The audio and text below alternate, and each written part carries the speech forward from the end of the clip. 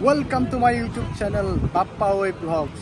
আগতে আপোনালোকে পাইছিলে আননোন ডেষ্টিনেশ্যন, কিন্তু মই কিবা এটা বিজুতিৰ কাৰণে ইউটিউব চেনেলৰ মোৰ নামটো সলাবলগীয়া হ'ল।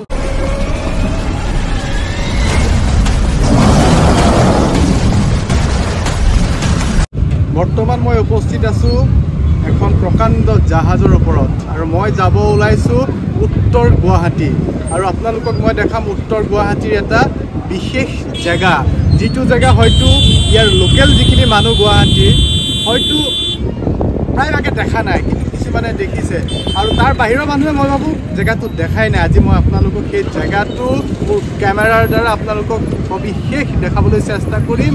গতিকে এতিয়া বলক যাওঁ উত্তৰ গুৱাহাটী।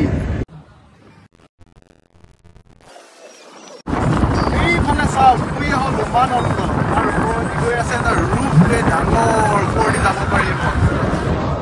পৃথিৱীৰ সকলোতকৈ সৰু দ্বীপ উমানন্দ।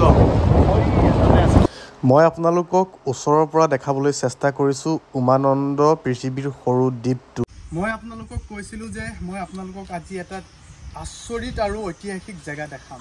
ঠিক মই আজি উপস্থিত হৈছোঁ সেই জেগাত, কানাই বৰশী বোৱা শিল, যিটো গুৱাহাটীৰ পৰা 25 কিলোমিটাৰ নিলগত অৱস্থিত আৰু ইয়াতে কানায়ে বৰশী বাইছিল বুলি কয়। আৰু মই ইয়াৰ ভিতৰ ভাগলৈ এতিয়া আপোনালোকক সোমোৱাই নিম।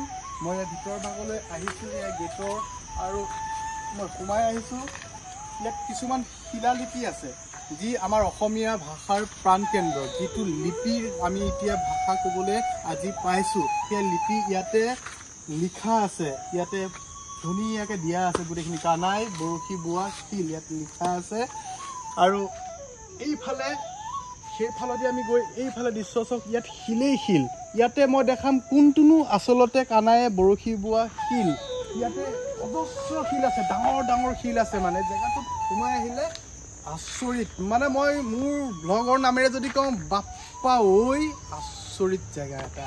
গতিকে এই পোনে পোনে আপুনি আহক। ইয়াতে পানীও আছে, চাব পাৰে অকণমান জুম কৰি যদি দেখাওঁ। কিজানি এইবিলাক বেলেগ জেগা আছিলে আগতে, বহুত পৌৰাণিক জেগা, যি অসমৰ ইতিহাসত এইবিলাক লিপিবদ্ধ হৈ থকা জেগা। ইয়াতে কানায়ে বৰশী বাইছিলে। কানাই মানে শ্ৰীকৃষ্ণৰ কথা কৈছে, যি ভগৱান শ্ৰীকৃষ্ণ। আহক এবাৰ আপোনালোকক মই দৃশ্যবিলাক দেখাই লওঁ।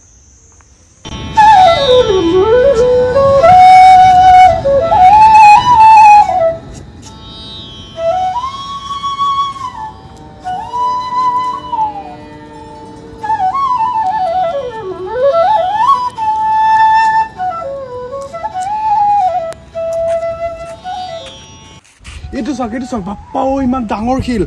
বা এইটোৱে নেকি আকৌ এই স্বয়ং ভগৱানে বৰশী বোৱা শিলটো? মই ইয়াতে কোনোবা মানুহজনো আছে নেকি সুধিবলৈ। শিলটো এবাৰ দেখুৱাচোন, দেখুৱা। ইয়াত কিবা লিখাও আছে, কানাই বৰশী বোৱা শিলালিপি 3। ইয়াতে 3 কিবা লিখা আছে। এইটো 2 আছে চোৱা, কানাই বৰশী বোৱা শিলালিপি 2। এই ফলিত লিখা আছে যে স্বৰ্গনাৰায়ণ দেও মহাৰাজৰ চক্ৰধ্বজ সিংহ, মন্ত্ৰী বৰগোহাঁই বৰফুকন, বৃহৎ গোহাঁই ফুকন আৰু দিহিঙ্গীয়া সন্দিকৈ ফুকনে ছৈয়দ চানা আৰু ছৈয়দ ফিৰোজক যুদ্ধত হৰুৱাই বধ কৰি ইয়াত এটি গড় নিৰ্মাণ কৰাইছিল। 1587 1665 খ্ৰীষ্টাব্দ। বহুত পুৰণা। এইটো শিলটো চাওক। ইয়াতে মই সুধিম ৰ'ব, এইটোৱে নেকি শিলটো? মই ধৰিব পৰা নাই কোনটো শিল, মানে আচলতে কানায়ে বৰশী বোৱা আচলতে কোনটো শিল ইয়াত। এই যে এখন আচৰিত, মানে কোনটো শিলৰ পৰা বৰশী বাইছিলে মই মানে ধৰিব পৰা নাই। মই ইয়াতে কোনোবা আছে, মানুহ মাত শুনিছোঁ, মই সুধিম। ইয়াতে লোকেল মানুহ মানে ঘৰৰ কাষৰ, মই সুধিম যদি পাওঁ। বেলেগেতো ক'ব নোৱাৰিব ইয়াত কি আছে। গতিকে এবাৰ শিলটো চাওকচোন। বহুত ডাঙৰ শিল দেখোন, বহুত ডাঙৰ শিল। জনামতেতো এইটোৱে সেইটো শিল হ'ব লাগে, কাৰণ ইয়াত যিমানবোৰ শিল দেখিছোঁ সকলোতকৈ ডাঙৰ প্ৰকাণ্ড শিল এইটোৱে। তথাপিতো সেইফালে এজনী ছোৱালী আছে, বহি আছে, তাইক মই সুধি চাওঁ, তাই জানিব পাৰে এইটোৱে নে কোনটো শিল। মই কনফিউজ মানে। আহকচোন তাইক সুধি চাওঁ, তাইনো কি কয়নো কথাত। ভণ্টি, তুমি ইয়াৰে নেকি? ওচৰতে নেকি? এই ইয়াতে কানাই বৰশী বোৱা শিল বুলি লিখা আছে। গতিকে কোনটো আচলতে কানাই বৰশী বোৱা শিলটো কোনটো মানে এইটো মানে ৰবা ৰবা এইটো শিল ন এইটো শিল মই শুনা মতে আৰু ইয়াতে বহি পেলাই এইফালে পাইছো ইয়াতে পুখুৰী আছিলে এইটো পুখুৰীটো এইটো নেকি ৰকম কেমেৰা দেখাই দিম ৰব আপোনালোকক এইটো বাই আছে নেকি বৰশী মানুহ বাই আছে কি ইনে আগৰ মানুহে কি বুলি কয় এই কথাটো ইয়াৰ বিষয়ে কি বুলি কয় আগৰ মানুহে ইয়াতে বিষয়ে মই হেনেকে ইমান নাজানিম মানে কি জানা আৰু মানে কি আচলতে শুনা মতে কয় আৰু ইয়াত কানাই বোলে বহুত আগতে আৰু বৰশী বৈছিলে বৰশী বাইছিল ইয়াত বহি এইফালে বাইছিল বুলি জানো আৰু তাৰ পৰা ইয়ালৈকে ইমান দূৰত হয় এতিয়া পানী চানীবোৰ ইমান দেখা নাই কাহিনীটো কি এতিয়া আগৰ যুগত আছিলে এতিয়া এইবোৰ গড় বনাই দিছে নহয় মাথাউৰি বনাই দিছে সেইকাৰণে পানী নহয় গম পালে কানাই বৰশী বোৱা শিলটো আমি বিচাৰি পাই গলো আচলতে এই প্ৰকাণ্ড শিলটোৱে হ'ল কানাই বৰশী বোৱা শিল ইয়াৰ ওপৰত একদম এই ওপৰত বহি তালৈকে বৰশী বাইছিলে চাওক কেনেকুৱা হ'ব লাগিব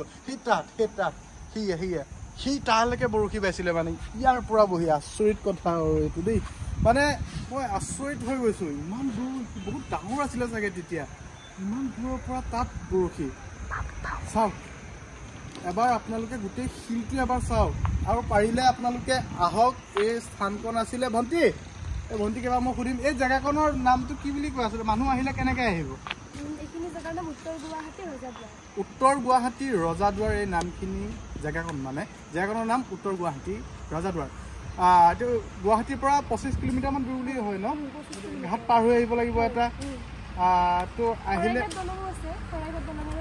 শৰাইঘাট দলঙেৰো আপোনালোকে আহিব পাৰে এপাক আপোনালোকে চাওক যদি নাজানে নাই দেখা ডাঙৰটো বহুত মঠ মন্দিৰত গৈছে কিন্তু আপোনালোকে কৃষ্ণ যদি ভক্ত হয় তেনেহ'লে এবাৰ এই শিলটো চাওক পাৰিলে মোৰ ভিডিঅ'টো শ্বেয়াৰ কৰিব সব মানুহে যাতে জানে কথাটো মোৰ খাতিৰত নালাগে ভগৱানৰ খাতিৰত কৰক কথাবিলাক জানক মানুহে শিলটো আপোনালোকে এবাৰ ভালদৰে চাওক মই আপোনালোকক ধুনীয়াকৈ দেখাবলৈ চেষ্টা কৰিছোঁ আৰু এইটো পৰিৱেশ ইয়াৰ শ্ৰীকৃষ্ণই বৰশী বাইছিল কানাই বৰশী বাইছিল এই শিলটোতে বহি ইয়াৰ জেগাকণতে মানে ইয়াতে 3খন শিলালিপি আছে যি আমাৰ অসমীয়াৰ ভাষাটোৰ প্ৰাণ কেন্দ্ৰ যিটো অসমীয়া ভাষাৰ আমাৰ ইতিহাসৰ 3খনকৈ লিপি ইয়াতেই বাণীবদ্ধ ইয়াতে লিখি থোৱা আছে 3খনকৈ লিপি শিলালিপি বুলি কৈছে শিলে মানে ইয়াত মই আপোনালোকক দেখালে আপোনালোকে বুজি পাব যে শিলালিপিনো কি আমাৰ অসমীয়া ভাষাৰ ঐতিহ্য প্ৰাণ কেন্দ্ৰৰ ইয়াত ভাষাটোনো কেনেকুৱা আচলতে সেই তেতিয়া 1200 খ্ৰীষ্টাব্দৰ আগৰ কাহিনী এইটো মই আপোনালোকক দেখাবলৈ চেষ্টা কৰিম এখনকৈ 3খন শিলালিপি এইখন চাওক লিখা আছে শিলালিপি নম্বৰ 1 আৰু এইখন 1 আৰু এইখন শিলালিপি নম্বৰ 2 আৰু 3 ইয়াতে সবিশেষ বৰ্ণনা কৰা আছে শুদ্ধ অসমীয়া ভাষাত আপোনালোকে পঢ়ি লওক এবাৰ ভালকৈ